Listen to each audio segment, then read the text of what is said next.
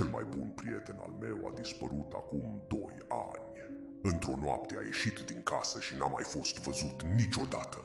Poliția a investigat luni întregi, apoi cazul a fost închis. Fără piste, m-au spus. Nu i-am șters niciodată numărul. Azi dimineață, la ora 07:41, telefonul meu a vibrat.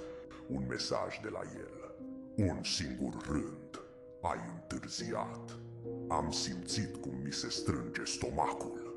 Am crezut că cineva îi folosește telefonul. Am scris înapoi. Cine ești? Răspunsul a venit instant.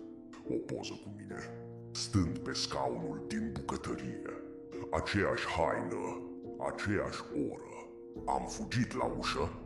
Era încuiată, ferestrele închise. Atunci a venit ultimul mesaj. Ți-am spus să nu mă cauți. Și în spatele meu am auzit respirația cuiva